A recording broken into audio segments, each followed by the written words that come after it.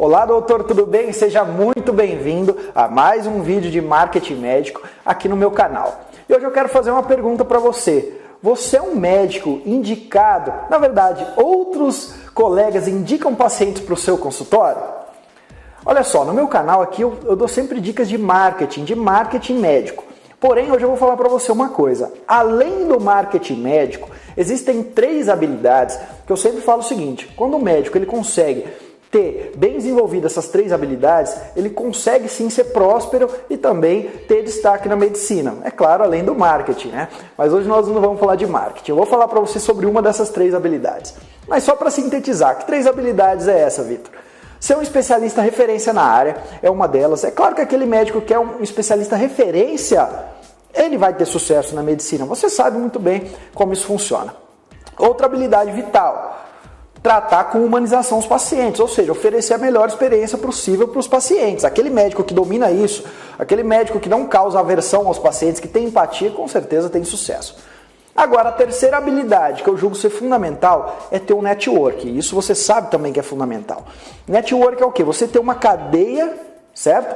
Uma cadeia de contatos com muitos médicos na sua região e principalmente de especialidades que sirvam para você como indicação. Por exemplo, se você é geriatra, ter muitos contatos com cardiologistas, com certeza, se você tem bons contatos, esses cardiologistas vão indicar para o seu consultório. Ou, por exemplo, o cirurgião plástico que faz cirurgia reparadora, né, pós-bariátrica. Imagina que ele tem bons contatos com cirurgiões do aparelho digestivo que fazem a bariátrica e aí, é claro, vão sempre levar esses pacientes pós-bariátrica para ele. Então, ter uma rede de contatos é fundamental para ter sucesso na medicina.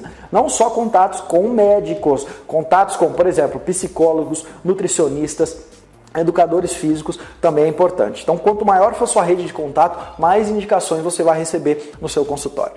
Mas o intuito desse vídeo é te mostrar o resultado de uma pesquisa que eu realizei com mais de 127 médicos, com mais de 127 médicos das mais variadas especialidades, e a pergunta é uma só. Qual é o fator decisivo para você, médico, recomendar o consultório do colega? E as respostas foram variadas, eu separei as 10 mais votadas aqui para você, e em ordem nós vamos falar das primeiras para a última, aquelas que os médicos julgam ser mais importantes na hora de indicar um colega. Eu tenho certeza que você não vai se surpreender, até porque você sabe e você mesmo faz isso na hora de indicar um colega, mas agora você vai ter um parâmetro do que eles julgam ser fundamental. O primeiro desses pontos é ser referência na área. Então a maioria dos médicos, na verdade, quase 18% de quem votou nessas 10, falaram o seguinte: quando o médico é referência na área, e ser referência na área significa que ele tem resolutividade. Até uma palavra que eu não sei, na verdade, se existe no dicionário, mas é o que eles respondem. Se o médico resolve os problemas, eu indico. Pouco importa se eu sou amigo dele, se eu sou colega, se ele trata bem o paciente, etc, etc. Resolutividade, ser uma referência é o primeiro ponto que eu levo em consideração na hora de indicar meus pacientes para esse colega. Agora, quase o mesmo tanto de especialista que falou em resolutividade ou ser uma referência, falou que o ponto mais importante é tratar bem os pacientes. E aí eu recebi respostas do tipo: Vitor, de nada adianta ele ser o melhor especialista na área se ele não tratar bem os meus pacientes. E olha só, Vitor, geralmente eu não indico para outros médicos da minha especialidade, a não ser aquele caso mais difícil, extremo, que eu não consiga resolver. Geralmente eu indico para um colega. Por exemplo, eu sou pediatra e aí eu vejo que a criança ela tem um problema de pele, eu indico para um colega meu que é dermatologista. E aí ele não precisa ser o melhor dermatologista do mundo, mas ele precisa tratar aquela criança e aquela mãe da melhor maneira possível. Então, o segundo mais votado foi tratar com humanização e empatia os pacientes. Já o terceiro ponto mais votado foi o seguinte, pelos médicos, é claro: aqueles especialistas que têm baixa reclamação dos pacientes são os que eu indico. Ou seja, aqueles que eu indico e depois eu pergunto para o paciente como foi a consulta e eles não reclamam do médico, é geralmente esses que eu indico. Então, levar em consideração o que o paciente dá de opinião sobre o médico também é importante na hora de se indicar. Um pouco mais de 10% das respostas, e essa é a quinta posição, falou o seguinte: geralmente eu indico, Vitor, quem faz parte da mesma equipe. Isso acontece muito em cirurgia, né? Aquela equipe de cirurgia, que geralmente é uma equipe grande, de hospital, principalmente privado. Então, geralmente as pessoas indicam para médicos da mesma equipe. E isso não é de se espantar, até porque quando o colega é da mesma equipe, você tem mais abertura para conversar com ele, você encontra ele com mais frequência, etc. Por isso, esse é um ponto importante na hora da indicação.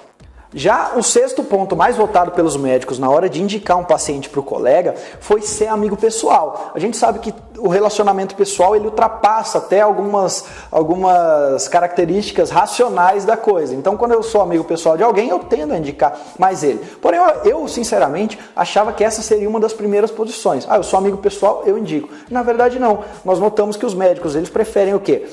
Indicar referências, pessoas que tratam com humanização, que tem baixo erro, do que até eles passam por cima dessa questão sentimental de ser amigo pessoal. A sétima resposta ela é muito engraçada.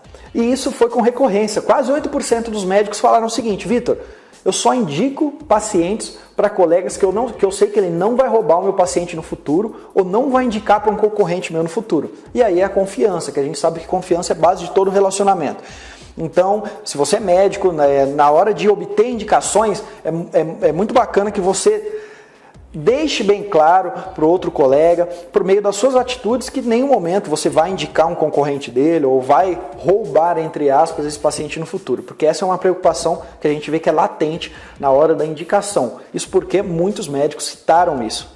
Já as últimas 3 posições, as menos votadas, tem a ver mais com critérios estruturais, critérios de localização, critérios de preço, ou seja, coisas que os médicos geralmente, já que estão nas últimas posições, eles não levam tão em consideração na hora de indicar os colegas. Para você ver, que ficou na 8ª posição, era o seguinte: o médico ter uma infraestrutura na sua clínica, no seu consultório, acima dos demais colegas na região. Então, geralmente o médico leva em consideração, porque alguns votaram, mas poucos deles colocaram isso no topo da pirâmide. Então pouco importa se ele tem a melhor estrutura da cidade. Com uma estrutura mínima, é melhor você indicar para uma referência, para alguém que trata com humanização, do que aquele que tem uma estrutura tão grandiosa em termos de luxo ou de capacidade. Já a nona posição, que foi as menos votadas, na verdade, era o colega indicado a atender próximo ao seu local. O que muito médico falou: Vitor, se eu sei que o paciente precisa daquele tratamento e eu não posso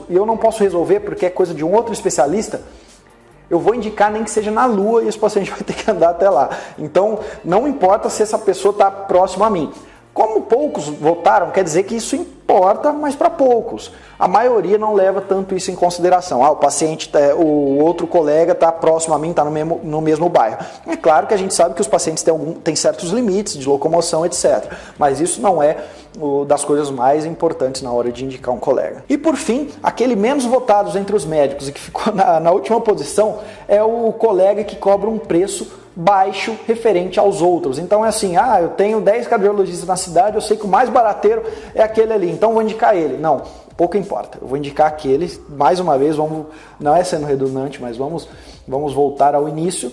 Geralmente os médicos preferem indicar quem? Vamos lá.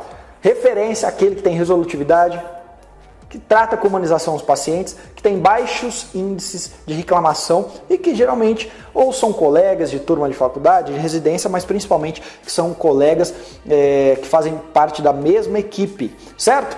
Então esses foram aqui os pontos que os médicos votaram aqui nesse meu questionário. Eu tenho certeza que ao notar, você vai concordar com pelo menos aí 5 ou 6 desses fatores aqui. Eu tenho certeza que na hora de indicar você também utiliza esses parâmetros na hora de indicar um colega.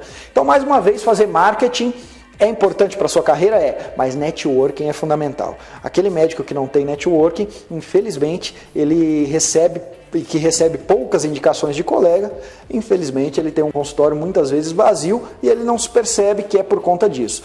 Como tudo na vida, em quase toda a carreira, quanto maior for sua rede de contato, com certeza, maior serão as probabilidades de você ter sucesso. Do mais, doutor, acho que você concordou aqui com esse vídeo.